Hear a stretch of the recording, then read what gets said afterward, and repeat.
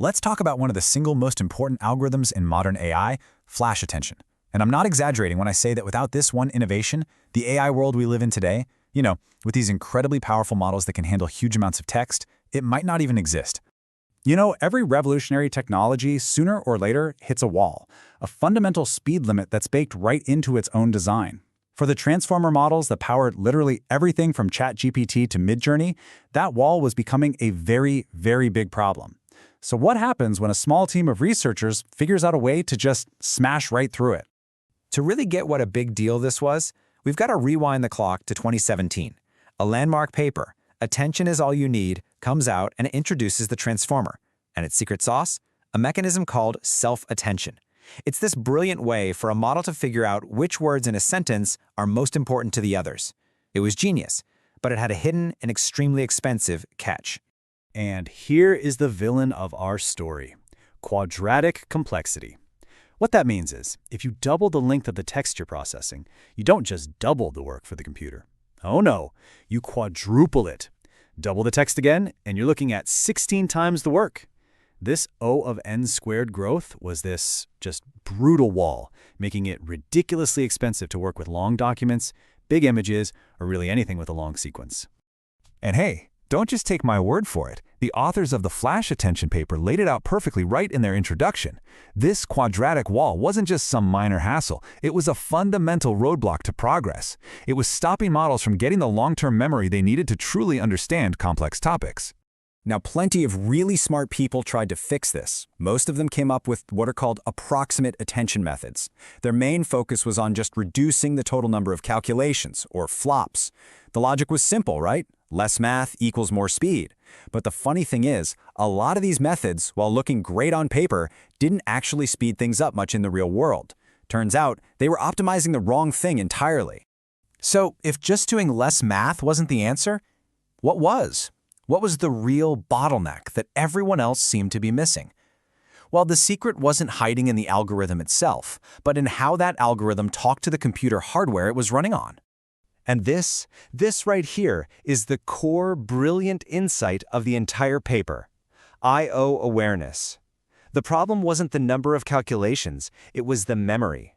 It was all about the time it took to shuffle data back and forth between the different kinds of memory on a GPU. The real bottleneck was I/O, input and output. Okay, let's use a simple analogy here because it makes this super clear. Think of a GPU as having two main types of memory. You've got HBM, which is like a giant pantry down the hall. It can store a ton of stuff, but it takes a while to walk there, grab something, and walk back. Then you have SRAM, which is like a tiny little cutting board right there in front of you. It can't hold much, but anything on it is instantly accessible. And that's exactly the problem. Standard attention was constantly running back and forth to that slow pantry. It would create this enormous intermediate calculation, write the whole thing to the slow HBM, only to immediately have to read it right back. It was wildly inefficient. The genius of FlashAttention was figuring out how to do all the work right there on the super fast cutting board without ever needing to make those slow trips to the pantry. So how'd they actually do it? Well, the first part of the magic is a technique called tiling. Now, you see the inputs Q, K, and V on the slide. That's just fancy AI talk for query, key, and value, how the model represents text. Instead of trying to process these huge things all at once, they chop them up into smaller blocks, or tiles. They load just a couple of these tiles into the fast SRAM, our cutting board, and do the calculation right there. But the absolute key is step 4. They cleverly combine the results bit by bit without ever creating that massive, memory-hogging matrix in the slow pantry. Okay, the second trick is recomputation. And this is where it gets a little counterintuitive, but totally brilliant. See, when a model is training, it has to do what's called a backwards pass to learn and get better. Normally, this meant you had to store that giant attention matrix, which, again, eats up a ton of memory. FlashAttention's solution? Just don't store it. Instead, they save a tiny piece of data, some stats from an intermediate step, and then, when it's time for that backwards pass, they just recalculate the pieces they need, on the fly, right there in fast SRAM. It's actually more calculation, but it's fast calculation that avoids the slow memory bottleneck. And this table just proves the whole idea worked. I mean, look at this. Look at the G-flops, the calculations. FlashAttention is actually doing more math. But then look at the HBM reads and writes, the trips to the slow pantry. It's a nearly 9 times reduction. And the result? The runtime just plummets from over 41 milliseconds down to just over 7.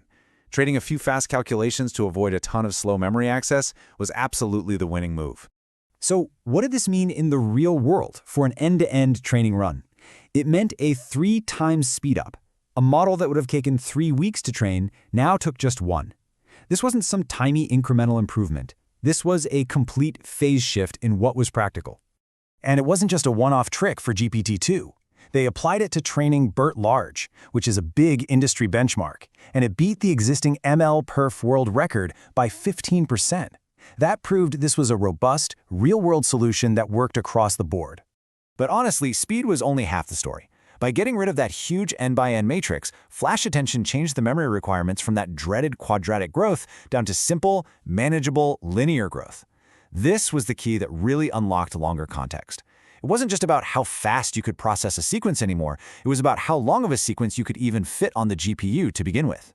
And this combo of speed and memory savings just blew the doors wide open. All of a sudden, you could train a GPT-2 model with 4 times the context, and it would still train 30% faster. You saw huge accuracy jumps on long documents. And for the first time ever, a transformer model could solve these crazy hard benchmarks, like PathX and Path256. We're talking about sequences over 64,000 tokens long. That was pure science fiction before this paper. So here's the bottom line. By shifting the focus away from just pure math and onto the physical reality of how data moves on a chip, FlashAttention completely shattered the scaling barrier. It directly paved the way for the massive, long-context models that have come to define this entire era of AI.